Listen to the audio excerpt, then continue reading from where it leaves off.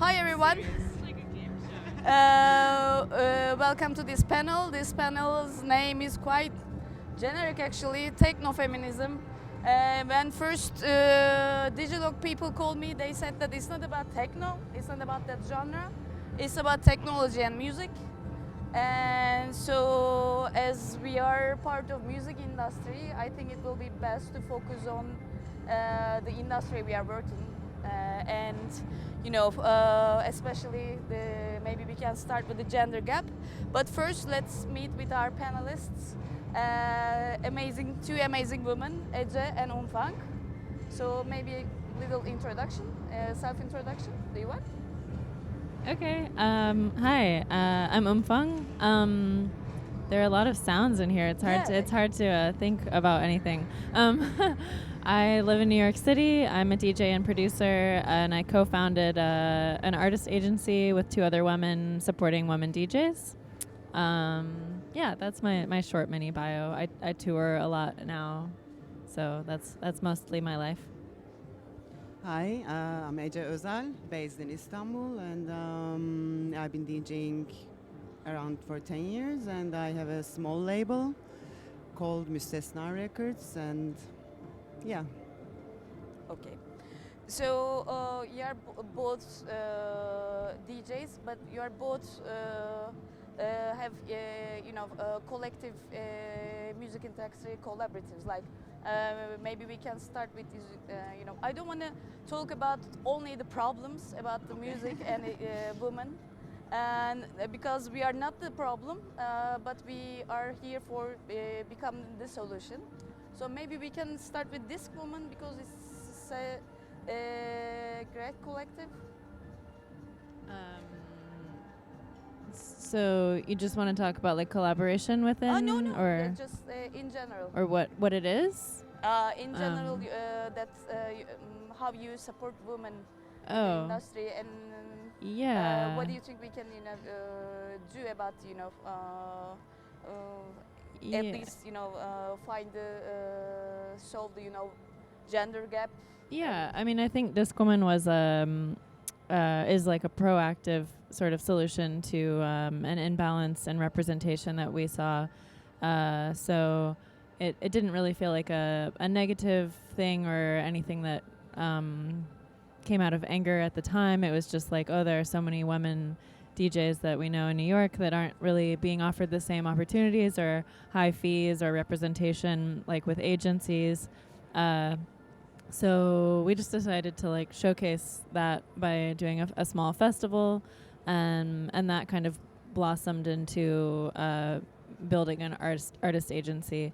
So I guess I feel like I'm really into pushing like smaller kind of grassroots projects because it can feel so overwhelming to tackle like a large industry.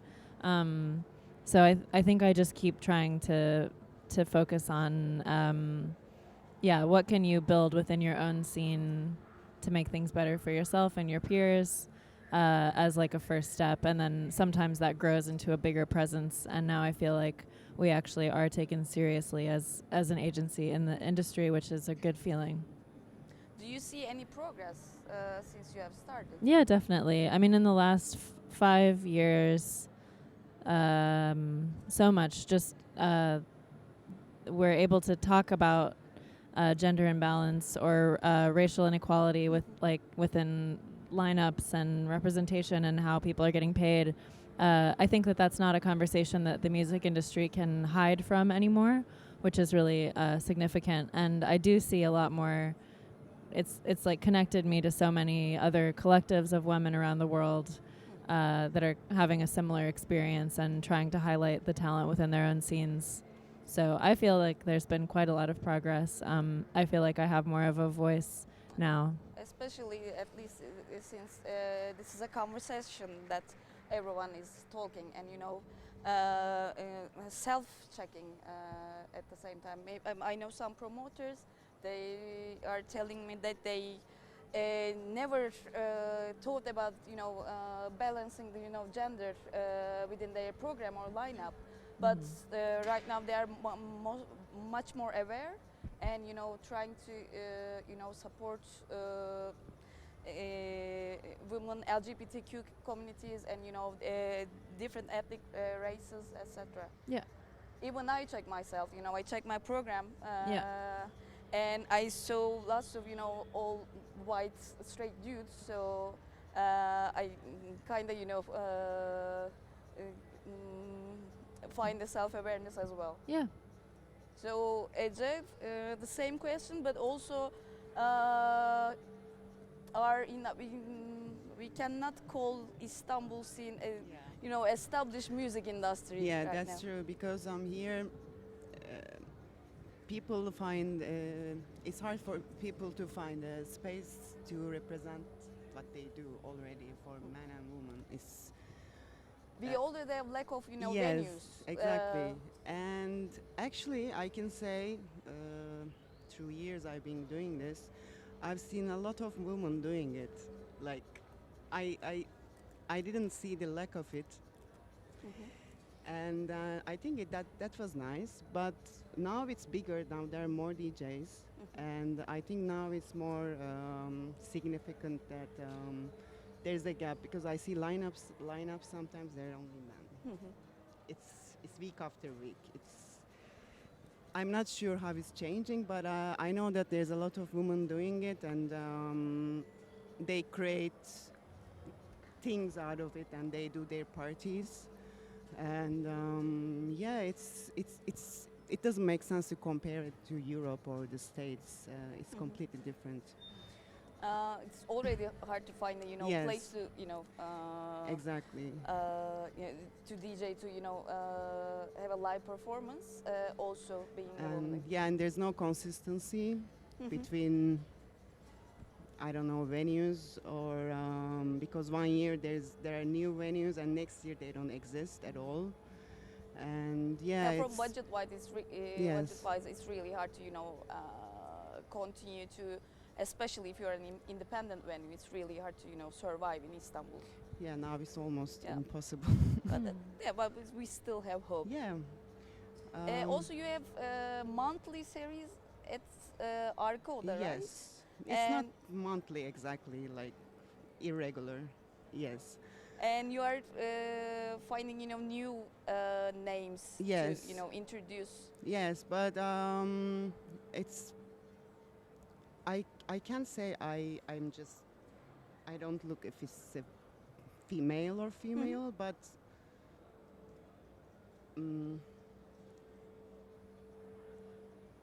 I it's already on my mind that it's always there has to be a balance. So it's mostly about the underrated music. But I think if I check my lineups, I think it's fair enough. But it's not about only female artists. It's about the underrated music mostly. But because we don't have space for that here, it's not easy. But yeah, it's always on my mind. So I think there's a fair balance always. Last year's Primaveras program, they announced that they are doing 50-50 gender balanced, lineup. Some people I talk with think that it's a great thing. Some people talk that it was kind of a publicity stunt. So from my point of view, it's great to see women on the lineups, for whatever reason. But I also wanted to know that if they have half and half gender balance within their crew, maybe within even the sound engineer or lighting designer, or the programming team. So from music industry, it's not just about the live performance. It's about the music professionals who are helping creative people, so they can find a voice. So do you have any good or bad stories about when you meet with promoters, or did you ever met with an inspiring music industry professional? I think you make a good point that when there are people kind of behind the scenes, promoters, hospitality people, sound people, lighting technicians, that are women, it can be a bit like disarming. Like, okay, I have like someone who maybe can be a good contact in this situation who likely won't speak down to me, or I don't know. I think that infrastructure behind the scenes, we also talk about that with having an agency, that like kind of every tier of the process. So if you're booking agent and the promoter and the venue owner is a woman or something, that's really powerful, and that you can kind of choose to build more supportive network that way, instead of there being like a tier that you get to that there's a man saying no to you, or being condescending or whatever it is. So yeah, I think that it's really nice when those kind of teams also feel diverse. Yeah, just like having like one bit of like camaraderie with someone on a team. Yeah, I think in Istanbul, Suma Beach was a good example for definitely. that, because like maybe 70% of their staff was women, and it was run by women. The programming was. And they are an established team. Yes. We all know that they are doing amazing program. They have a Yeah. great music, taste. And when they are organize an event, it will Yeah. be, Exactly.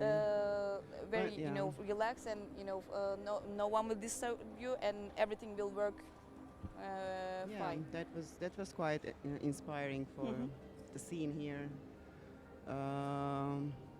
Also, Babylon was like that, little bit. Back For in the day. years and years, Babylon run by a, So it's not that woman. bad comparing everything to Turkey. What was the question again? Do you have any good or bad, Well, of course, I met very inspiring teams around Europe here, as I mentioned. Also, I had some, I don't know, like a festival in Germany, and sound guy comes and just says something really rude. But I see that he's not like that with the guy before me, and it's really but I common, don't right? care. I mean, I don't care. Yeah.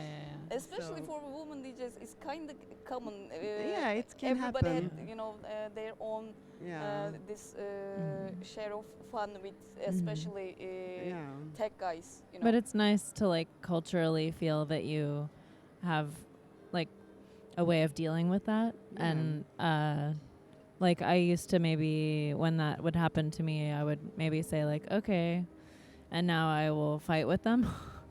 So like I feel more able to do that, and Yeah. I'm actually quite taken off guard when I do get into conflicts with people, because that makes me recognize that there has been more of a cultural shift where I mostly do feel respected in my job, and then when I really don't, I'm surprised and I react. Oh. Yeah. And I was just talking to I don't care. I've talked to people about like different ways of kind of navigating that, like, defending yourself, or having to prove that you know exactly what's going on, or how my new approach, I feel like, is just saying, yes, I know how to set up turntables, but that's not my job in this situation. It's your job. Things like that. I don't know. It's kind of a bad feeling that you have this need to explain yourself. It's but it's like being it's like the main part of being a woman. It's from day by day life as well. But also sometimes you can feel like you are not acting like yourself. When I first started this business, I always thought that I always have to be really tough, or I cannot complain. I cannot say I'm overload, or I cannot even cry, because as a woman I always thought that I have to be and at least seem to be very tough.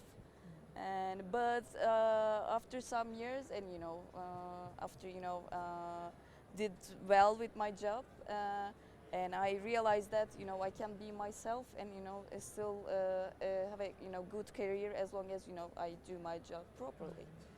So for especially for women who performs, they either first when they first started, they either have the need to very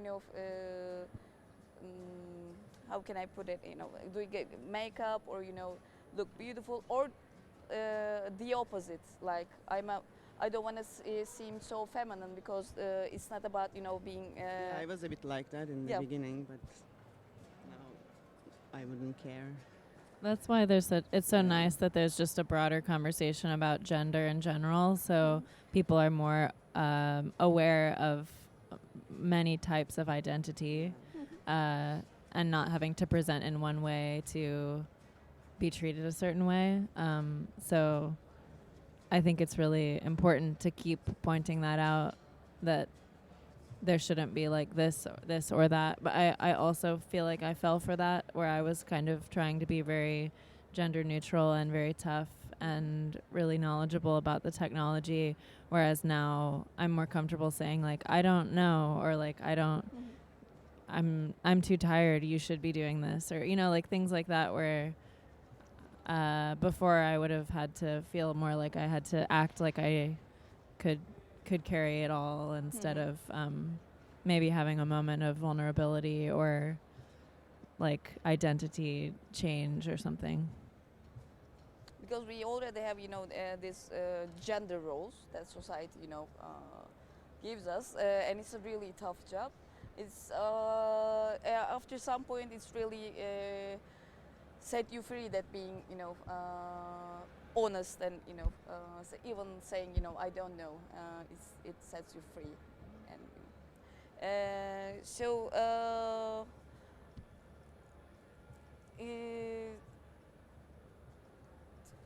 there's lots of stats about women in music industry, women who perform. It still needs much more time, but for the last 2018 there was this study that more and more, especially racially ethnic groups are especially women are coming to scene. And there's a I think growth. maybe they were already in the scene, but Yes. maybe they weren't They're presented or at least showing they can themselves. find representatives, Yeah. agents, bookers, and they can find themselves some spots. So again, from point of view to continue this progress, what we can do more, especially to what can you say to music professionals, Yeah, to male or just female? keep what you're doing, just because I mean, You mean like is your question like to encourage people, or to industry people to be more inclusive? Industry people, and then we will talk about encourage industry people.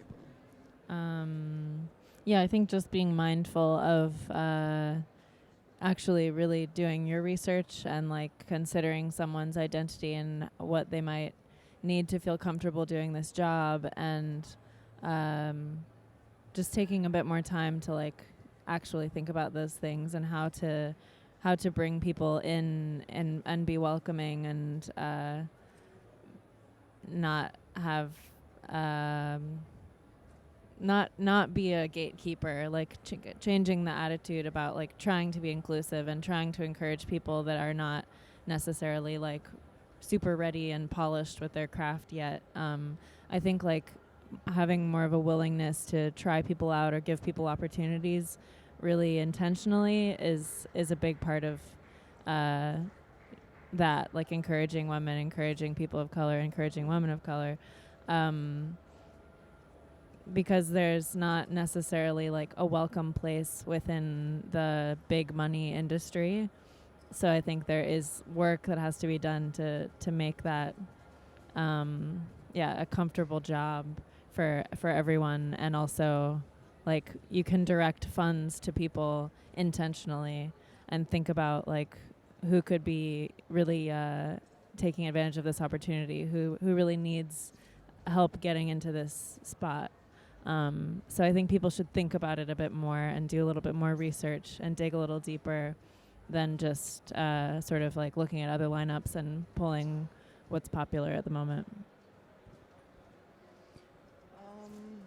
Yeah, well, I kind of think like if the lineup is too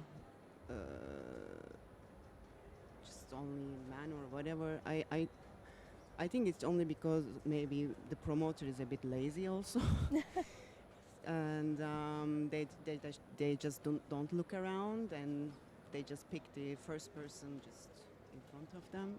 So yeah, they need to just research and look around, because it's impossible.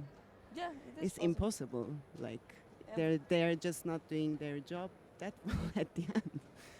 Not take the easy road. Yeah. You say. From my point of view, if your a lineup or program is more diverse, you can reach out to more diverse audience. So Yeah, of course. finding an audience, and if we are talking about music business, we cannot exclude money part. But if you want to continue a stable venue, or stable economical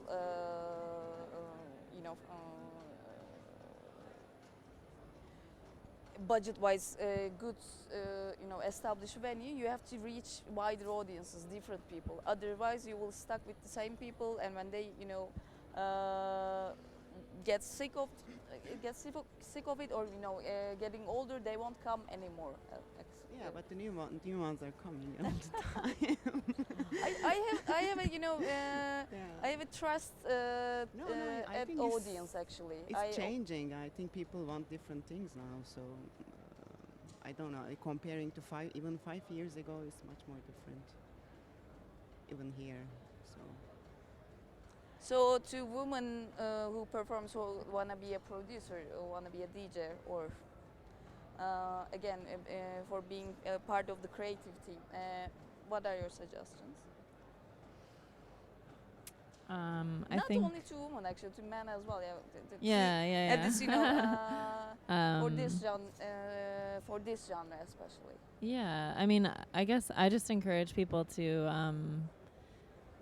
work really hard on doing what you find fulfilling, so that you're not so reliant on outside approval. So, like, making mixes on SoundCloud and putting them up, or like just like putting any little experiments of productions that you're doing online for people to see, like just not being so afraid to like show what you're working on, because I think if people can see that you're working, then and like you are in a good practice with that work ethic, then like you're just putting yourself in a good position to be able to keep going with that if someone notices and it becomes like more of a public thing. But if that doesn't happen, then you're still going to be fulfilled by having a body of work that you've been progressing on. So I just feel like that's, as an artist, like the best way to protect yourself. It's like you're going to be doing it anyway. Mm-hmm. So if you put it out in the public, then you have a bigger chance of getting paid for it.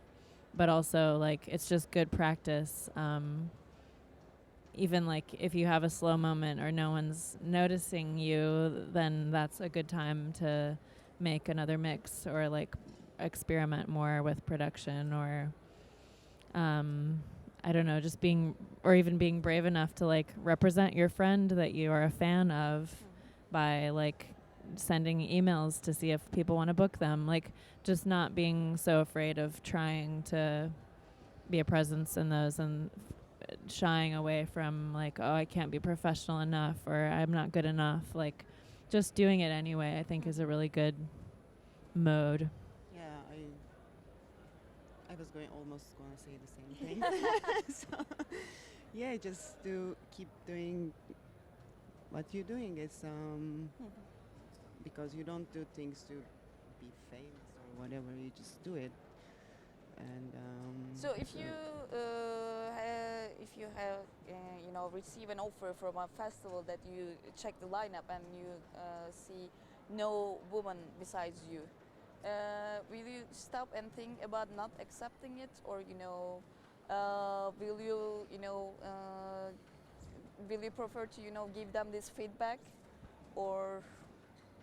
Yeah, I think most often I try to like proactively critique instead of just like canceling. So I think like my agents also kind of know to navigate in that way. So it's like, oh, this person wants to book you with 5 men, and it's like, okay, well, I'm interested in playing if you book a local woman as well. Like kind of negotiating that and pointing it out as like an expectation in order for me to accept the offer. So I prefer to do that because it's kind of like engaging in making someone practice what you want to see more of instead of shutting them down or just like walking away. Yeah, I think I try to suggest something as well, because otherwise it's useless. It's just the same thing will continue if they don't get that feedback. So I actually get that idea. 2 years ago when Frances McDormand, won the Oscar, she said one thing: inclusive rider. If you are a woman in power, if people are listening to you, if you have an established career, you can demand equal rights for others as well. So we have 12 minutes. So I wanna check with the audience if you have any questions. Are there any inspiring producer DJs here?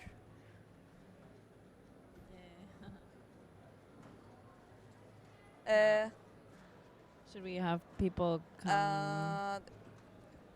We should give you a mic, but We can give up one of ours. oh yes, as well, but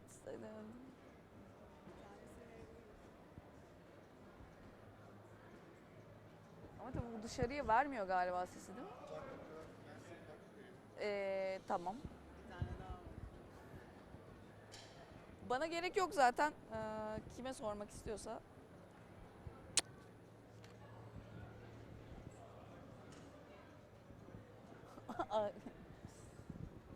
I catch them on guard.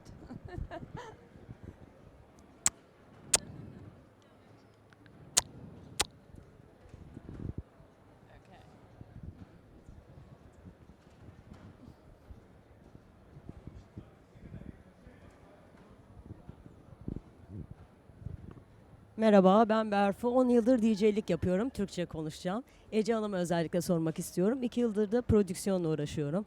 Seksizm hakkında anlattığınızın hepsi doğru. Line-up'larda her hafta binlerce erkek, yanına bir kadın, 2 kadın. Bununla ilgili ben hatta bir tane oluşum yaptım. The Night is Female adı altında. İşte birkaç kere 4 DJ'yi toplayıp 4 kadın DJ programlar yaptık. Ama sürekli önümüze ket konuluyor. Bir DJ prodüktörü olarak bana ne yapmamı önerirsiniz dünya çapında bir hale gelip bunlardan kurtulmam için? Kime göndereyim tracklerimi gibisinden. Yani yaptığınız şeyi yapmaya devam edin. Onu zaten asla vazgeçmeyeceğiz ama yani Türkiye'deki sistem o kadar kötü ki inanılmaz. Yani bütün en büyük kulüplerin, isim vermek istemiyorum, line-up'larına baktığınızda kadın zaten ayda bir belki çıkıyor belki çıkmıyor. Acayip bir seksizm uygulanıyor ve hakikaten kadın DJ'lerin erkeklerden farkı olmadığı gibi çok daha disiplinli ve daha iyi çaldıklarını objektif olarak söyleyebilirim. Prodüksiyon anlamında da öyle. Yani parti yapmaya devam edebilirsiniz. Onu yapıyoruz, evet. Evet. Yani yaptığınızı yapmaya devam etmekten başka hiçbir şey yok. Yapabildiklerinizi yapmaya devam etmekten. Peki bir şey soracağım. Tekno anlamında label olarak onu tabii daha sonra sorsam daha mantıklı. Onu daha sonra yanınıza gelip soracağım. Tamam. Teşekkür ederim. Evet. Başka isteyen var mı, sormak isteyen? Hello, this is for you both. What do you think about the visuals when you're playing? Like, do you think it's more engaging or distracting to the audience? Like the visuals behind you. Oh, that's scary. I usually say that I prefer there to be like visuals in one room and then like a darker space where there's like dancing and performing. So I tend to not want visuals near me because I like to be able to like listen better. So I think like also in a club environment, it's nice to go into a space where you can see visuals, but I also like to be in a dark space without so much flashing lights when I'm kind of in that zone to listen. Yeah, also visuals. Oh, this is scary. Yeah, visuals that distract me a lot, especially light. If a light's coming just directly at me, I don't like it, but it's mostly out of my control. So I try to cope with it.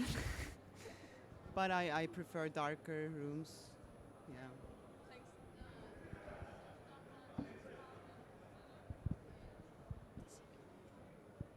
I think that's all from the audience. So, as we're getting close to, to end the conversation, do you want to add something more, or do you want to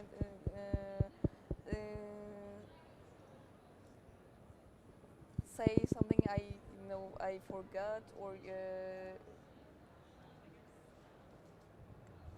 I guess I'm curious about like the local scene here and like does it seem like truly impossible for like say an actual legal underground venue to be created? Like what is the because I feel like like for example in New York City it's like a few young people working with investors or like people that happen to have money and also are interested in the scene. Like those are my favorite places to go. It's the And same, I think. it does seem like a constant battle to keep them open, but there are just enough spaces that it feels okay right now. Like before, maybe 4 years ago, it was like that. Okay. And then things got really crazy politically. Okay.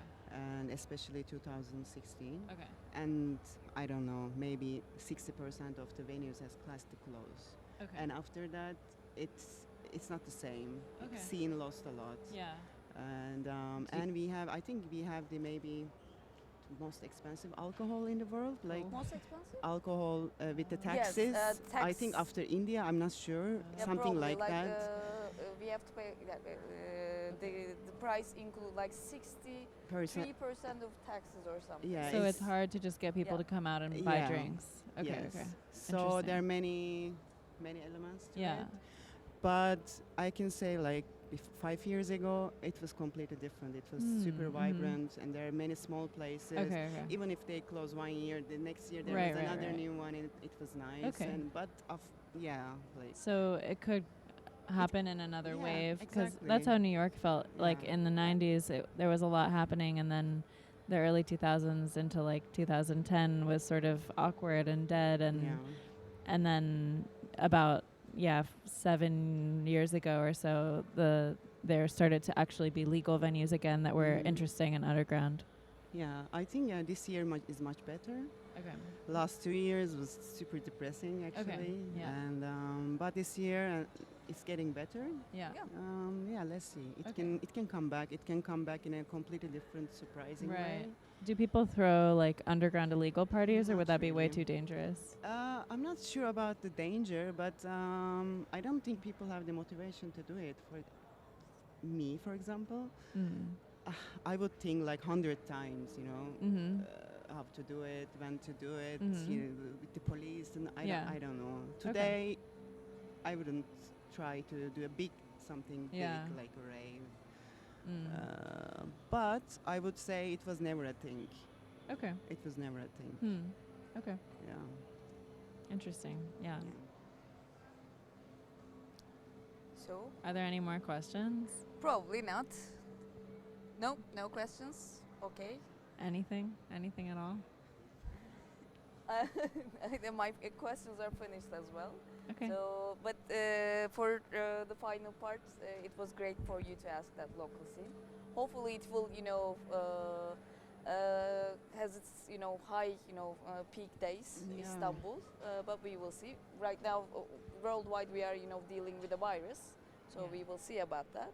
Because Sure. yesterday, South by Southwest cancelled, lots of, music events, gatherings, kind of in danger. So, yeah, it's a really, fun world to live in right now. Not only in Yeah. Turkey, I know. might say. I'm gonna be super ignorant about this virus, and I can't take it seriously. I don't know why. Well, if you look at statistics, it's not I as think big it of a might threat. be the, Turkish, Maybe. set of mind. Because for me, the same thing, Yeah, I think Yeah. we will.